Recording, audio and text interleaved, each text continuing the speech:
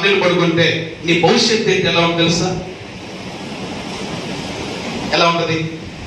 1కి మనసులోని, 2కి మనసులోని అన్నం లేదు, నీరు లేదు, సాగు రాదు, చచ్చిపోతాం అంటే కుదరదు. ఏది తాగినా చచ్చిపోవడం. ఎందుకు తెలుసా? మరణము వారికి దూరంగా వెళ్ళిపోతుంది, వారికి దూరంగా వెళ్ళిపోతుంది. ఇది మహా తెగుళ్ళు, ఇది మహా తెగుళ్ళు. పిల్లల రెండు తోడిస్తుంది. రక్షణ పొందకపోతే వచ్చే పరిస్థితులు భయంకరంగా ఉంటాయి. ఎలా ఉంటాయి? భయంకరంగా ఉంటాయి. అందుకే దేవుని యొక్క వాక్యం సెలవిస్తున్న మాట ఏమంటే ఇదిగో, ఎందుకు ఇంత బోర్డు పెట్టి చూపిస్తాను, నీకు అక్షరాలుగా చూపిస్తే కానీ నీకు అర్థమవుతుంది నా ఉద్దేశం. ఇక్కడ ఉన్న వాళ్ళందరూ కూడా ప్రకటన గ్రంథం లెక్కల ప్రకారం అయితే ఒక దేవత, ఒక దూత వస్తుంది. దీనికి తాళం ఏముంది? తాళం ఉంది. ఎప్పుడు తీస్తాడు? రక్షణ పొందిన వాళ్ళందరూ పైకి వెళ్ళిన తర్వాత, ఎప్పుడు వెళ్ళిపోయిన తర్వాత మిగిలి ఉన్న వాళ్ళకి 7 సంవత్సరాల తర్వాత, వెళ్ళిపోయిన వాళ్ళకేమో ఇక్కడ మంచి విందు పరదేశంలో, మిగిలిపోయిన వాళ్ళందరికీ 7 తెగుళ్ళు చేత కొట్టబడతారు. ఎన్ని తెగుళ్ళు? చెప్పు, తెగుళ్ళు అది అర్థమైంది కదా? కాబట్టి ఇప్పుడు ఇక్కడి నుంచి మనం తప్పించబడాలంటే మనకు మార్గం ఏంటి? చెప్పండి, మనకు మార్గం ఏంటి? చెప్పండి, మనకు మార్గం ఏంటంటే ఇక్కడ నివేదితురాలు కదా. మనకు మార్గం ఏంటి?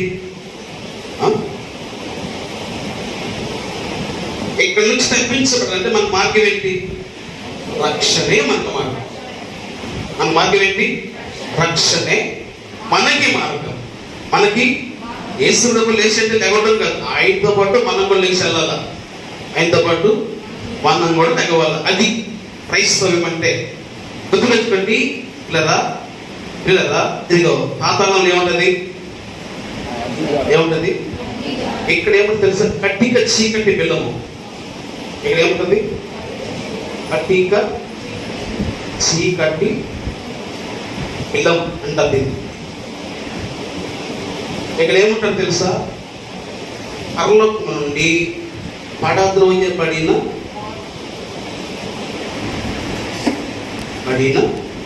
దేవదూతలు,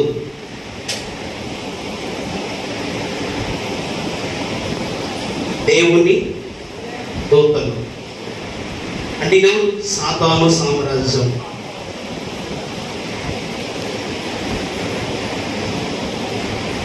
అదే కదా, ఇక్కడ తీర్పు ఉంటుంది.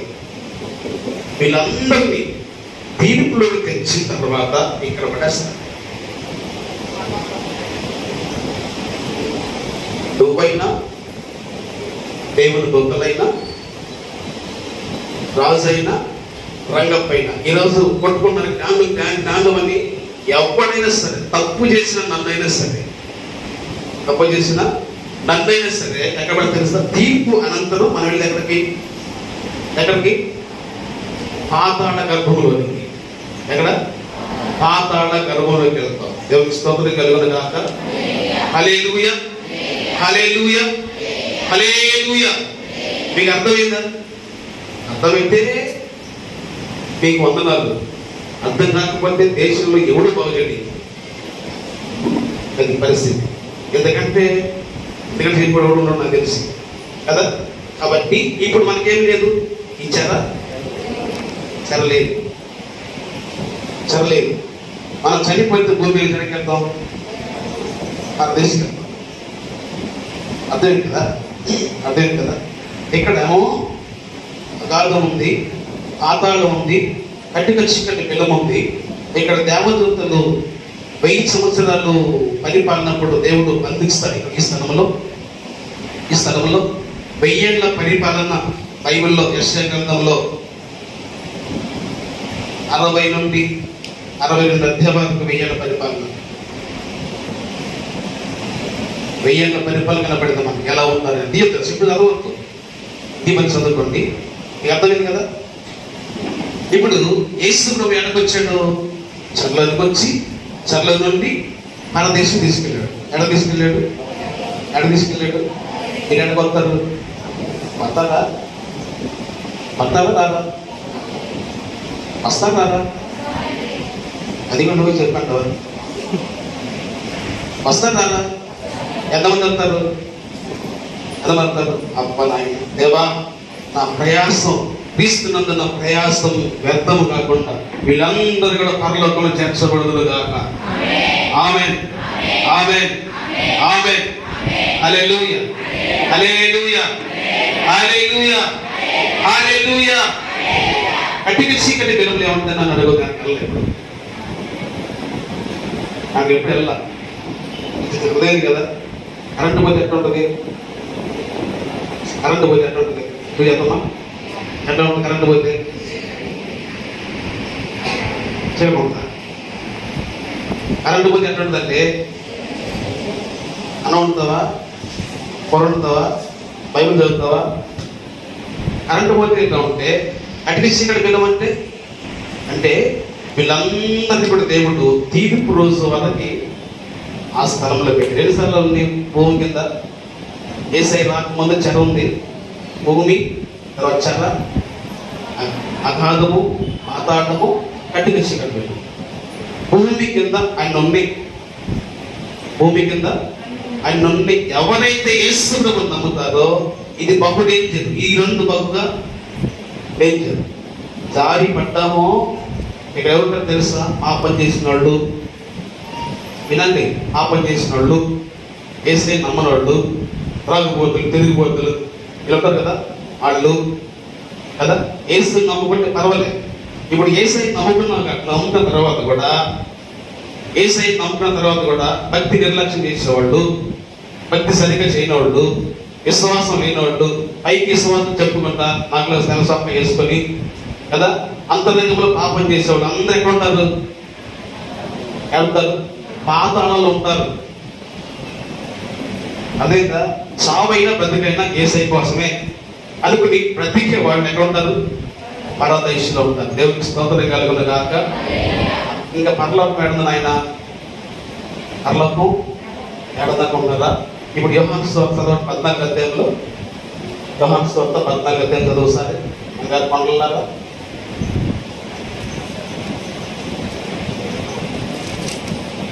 14వ అధ్యాయం 1 నుంచి 7 వరకు.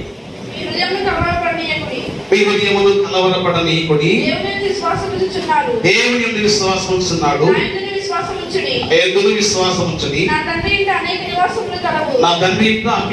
నివాసములు కలవు, లేని ఎడల మీతో చెప్పుదును. మీకు స్థలము సిద్ధపరచ వెళ్ళుచున్నాను.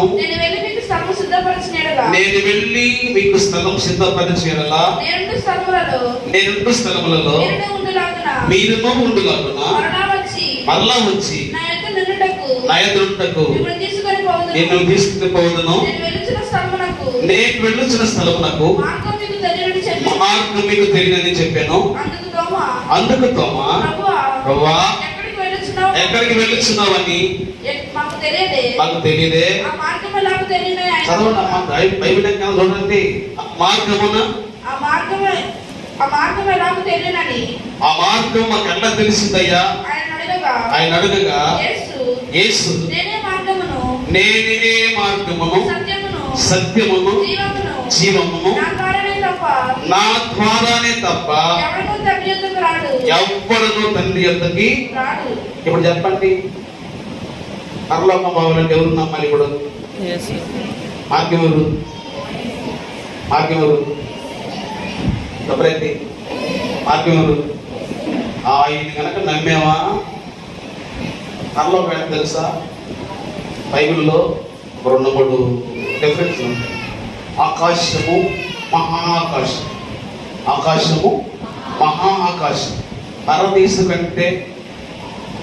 కంటే పైన పరలోకం ఉంటుంది. పరలోకము దీన్ని ఎవడు కూడా గ్రహించిన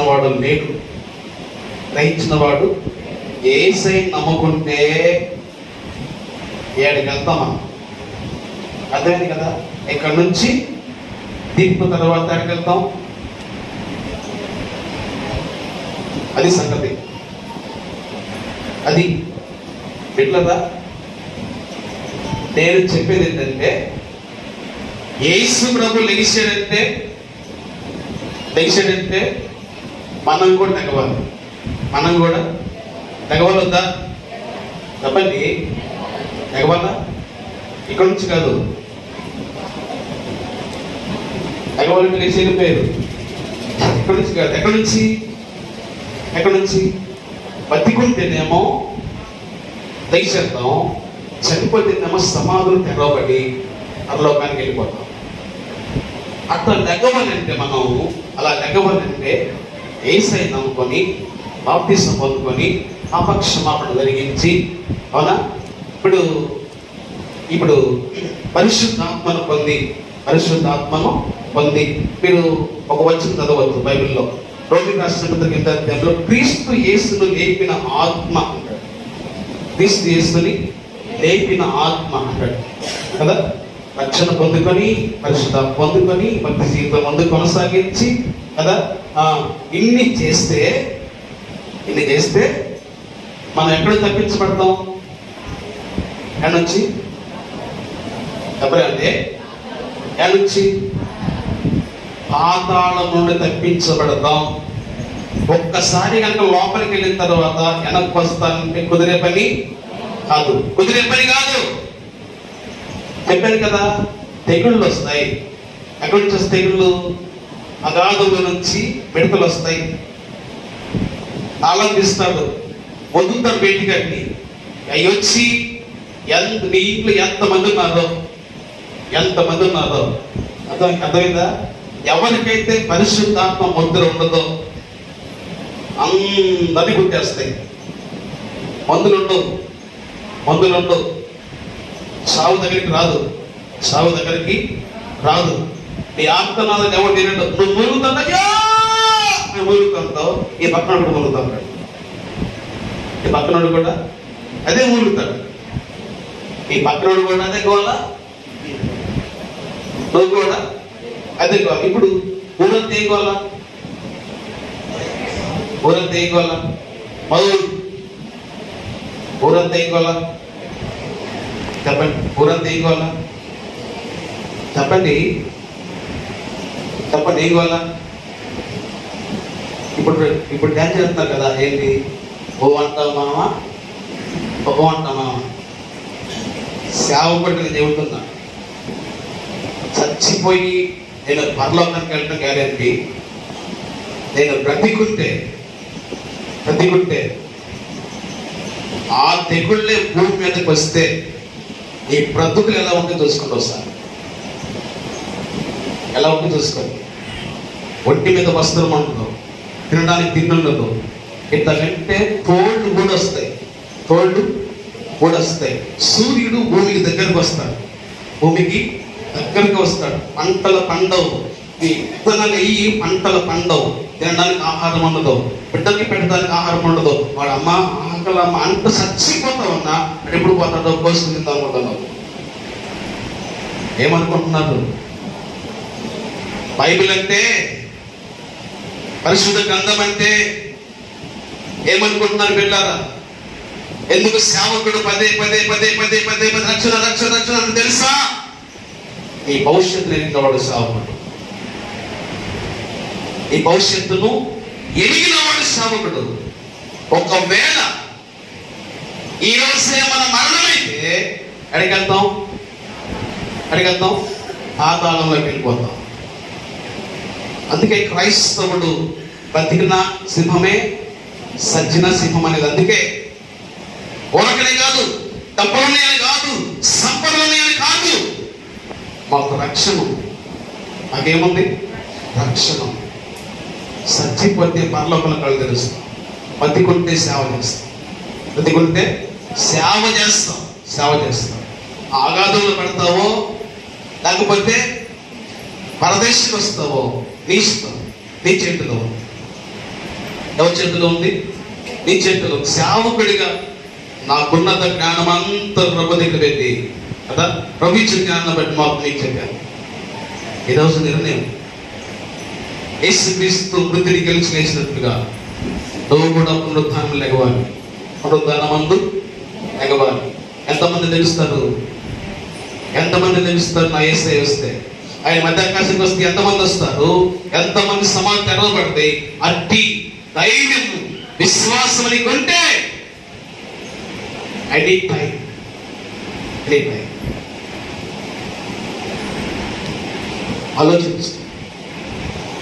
ఆలోచించుకో.